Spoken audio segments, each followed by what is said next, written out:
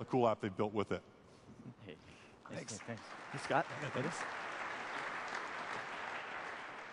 Hi, I'm David Anthony from Bondi Digital Publishing, and we're the guys who help magazines make money off of their previous issues, their back issues, and their archives. We've done work with a bunch of iconic magazines like Rolling Stone, Playboy.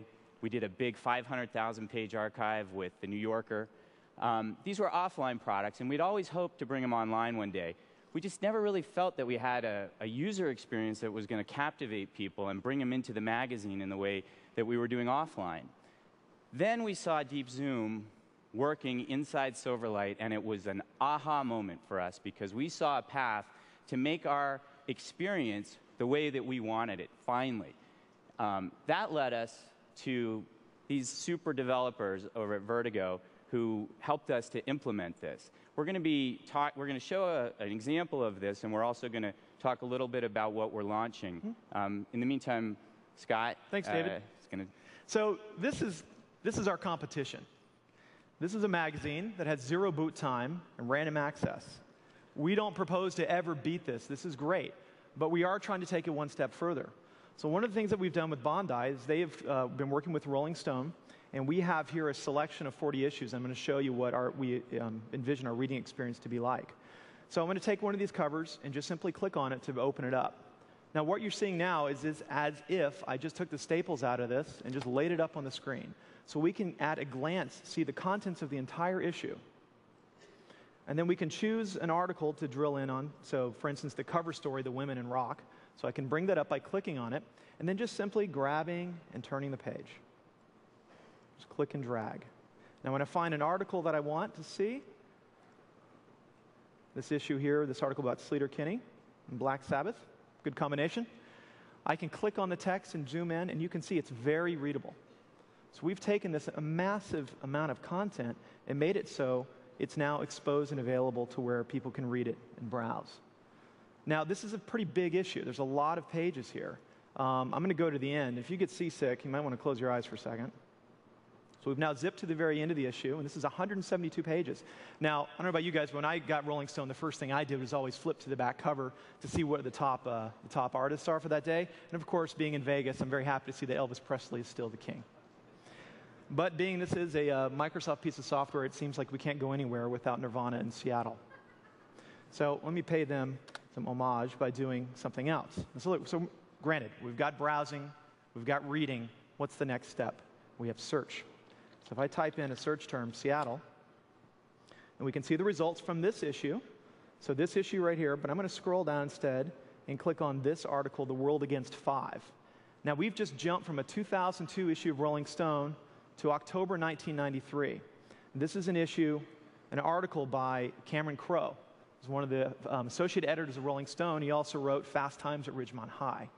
This is a great issue about Pearl Jam, one of the classic Seattle bands.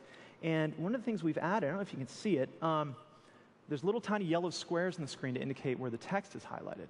Now the problem is, designers, we don't have a lot of room on the screen, so this search panel is kind of in the way. So I'm going to use one of the features that Scott was talking about, a perspective transform, hit the tab key and just slide it out of the way. Now I can zoom in. Thank you. So these little yellow highlights weren't there in the original magazine, I can assure you that. But we're able to augment this because we have the context, we have the metadata for the text itself. So this is a very powerful feature. And for fun, we can invert it and make them pop out a bit more for this article. So this little window is still active. Now it's not terribly usable, but I can pop it out. Let's click on another search term. Now we're jumping to a March 1994 issue. Get rid of search and let's zoom in on this article. This is about a Seattle radio station, 90.3. So with a simple search term, I've been able to jump back and forth between content like this. But at any given time, you can use these breadcrumbs or the bookmarks at the top to find out where you are and what the context is. This happens to be, if I go to the front page, an issue about Beavis and Butthead. But what I found really interesting is not only can we search for individual terms and words, we know where the articles are. And not only do we know where the articles are, we know where the ads are. So you can imagine, and we're still thinking about it, what the business model will be around this, but the fact that you can go and browse old Gap ads and see Steve McQueen, or the fact that you can get to the Rolling Stone table of contents and jump directly to one of the classics in hip-hop, or Tribe Called Quest, All this data is here.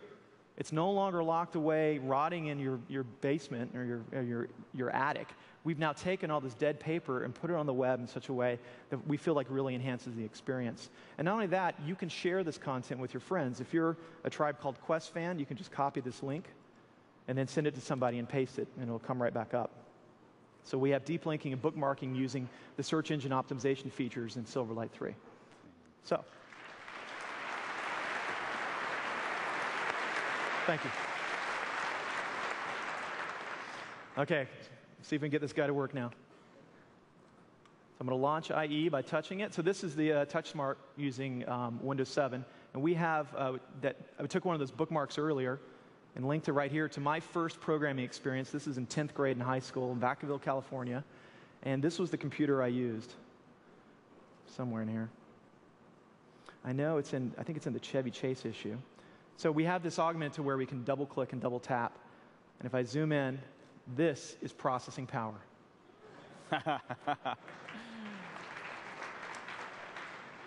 And notice we've got the familiar pinch to zoom metaphor, and I can tap to go back out to the covers. So this is great. This is great. This is web. This is a web application. You guys will have fun with this content, but David's going to tell us a bit more about what we're launching and when. Yeah, so in the summer we're launching cover2cover.com, which will be every single issue of Rolling Stone. You guys are seeing a sneak peek of that today, as well as every issue of Playboy will be available to search, browse, and purchase back issues. But what I'm really, really excited to announce, and you're the first people to hear this, is that this evening we are launching a new website. And it's not just a new website, it's a new concept, and it's the culmination of 5 years of work to bring this experience to the web. My partner, Murad Akhtar, and Vertigo have helped us incredibly, but PlayboyArchive.com is launching this evening with 54 free issues that you can browse in exactly the same way that you just saw. Don't bother hitting it now. So I don't want to bring the wireless down. It's offline right now. Yeah. So thanks very much, and I hope you enjoy the site.